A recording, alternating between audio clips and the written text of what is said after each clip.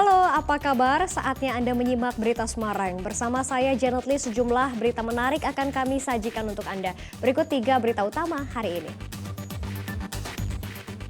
Belasan warga di Klaten keracunan hidangan lontong sayur pada sebuah acara tasyukuran rumah.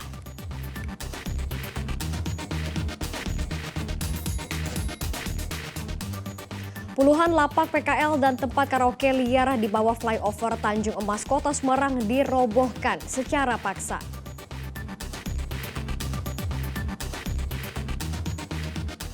Jelang Natal dan Tahun Baru, arus mudik penumpang melalui Bandara Internasional Ahmad Yani Semarang meningkat drastis.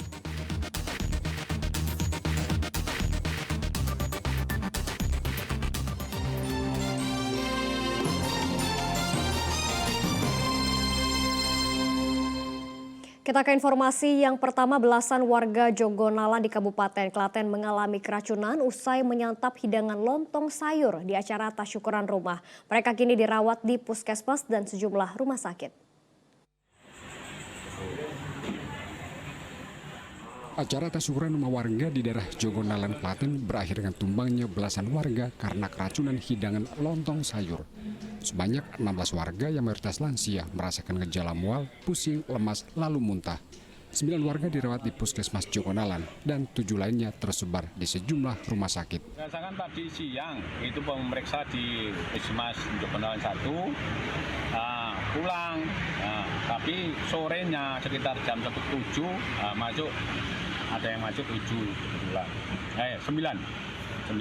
masuk langsung nginap di sana. Jadi total saat ini yang dirawat di rumah sakit ada?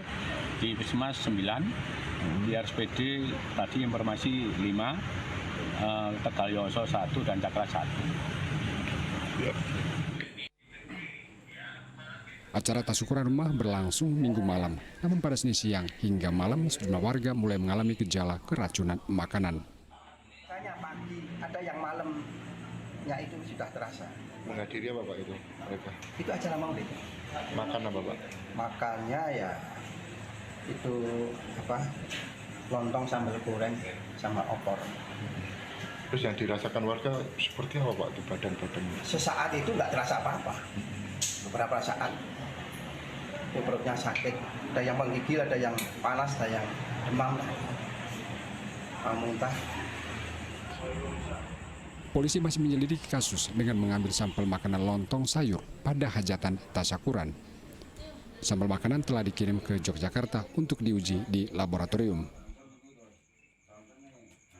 Krisna Agung melaporkan dari Kabupaten Klaten. Jika Anda berburu makanan khas Natal dan Tahun Baru, harap berhati-hati dalam memilih makanan. Pasalnya, petugas gabungan menemukan makanan kadaluarsa bahkan dihinggapi belatung di sebuah minimarket di Kabupaten Grobogan.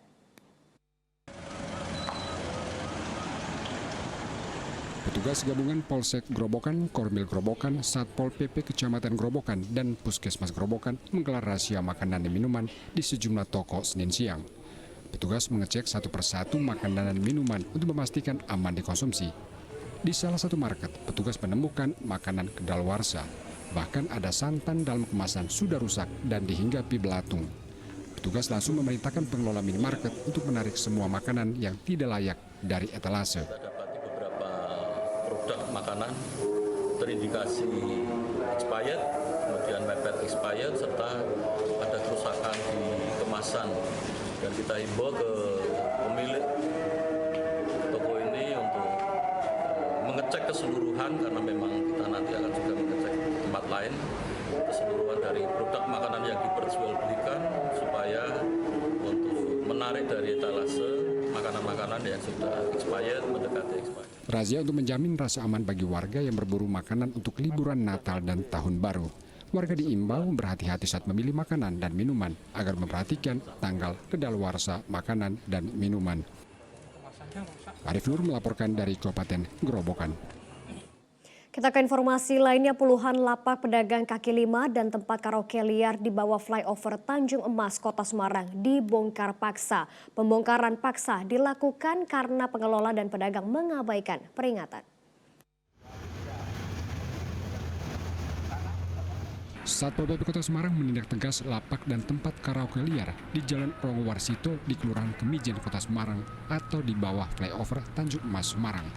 Petugas mengerahkan alat berat merobohkan bangunan semi permanen. Sejumlah perabot dagangan PKL juga disita.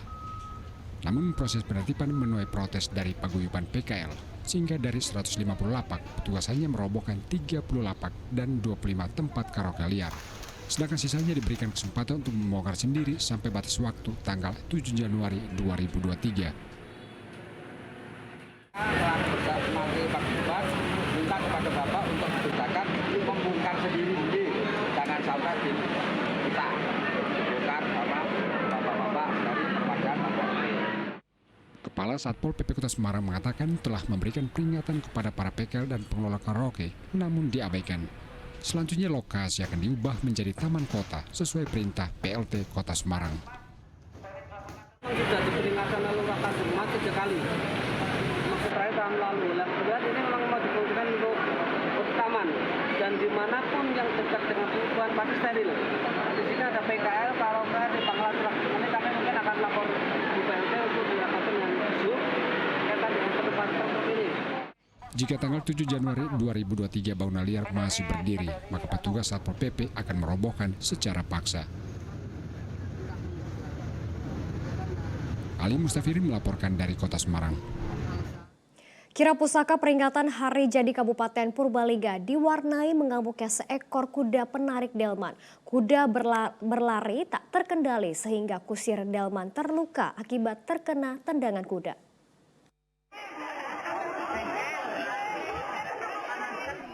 Kirap pusaka Hari Jadi Kabupaten Purbalingga ke-192 awalnya berjalan meriah dan lancar. Namun suasana berubah panik ketika seekor kuda penarik delman mengamuk dengan berlari tanpa kendali. Padahal delman membawa sejumlah penumpang. Petugas bersama warga berupaya mengejar untuk menghentikan laju kuda. Setelah beberapa waktu, kuda akhirnya jinak. Beruntung seluruh penumpang delman selamat. Namun kusir delman mengalami luka akibat terkena sepakan kuda. Kenapa itu sampai seperti itu kudanya? Nggak mau diikut seperti ini apa gimana? Biasa ikut. Oh, biasa ikut, tapi ini lagi rewel karena ya? Oh, lagi birahi. Acara kirap kemudian dilanjutkan di mana puluhan kereta kencana dan delman mengarak bupati dan para pejabat. Masyarakat bahwa ya setiap momentum hari jadi ya tentunya kita juga memperkenalkan budaya kita, tradisi kita, termasuk juga benda-benda pusaka yang memang ini merupakan tinggalan dari leluhur-leluhur Purbalingga.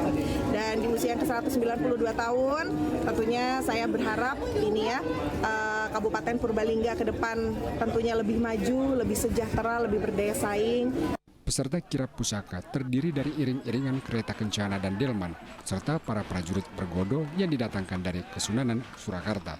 Selain itu, kirap juga melibatkan puluhan tukang becak. Kirap merupakan bagian dari upaya melestarikan budaya, sekaligus memberi edukasi kepada warga tentang budaya Jawa. Mardianto melaporkan dari Kabupaten Purbalingga.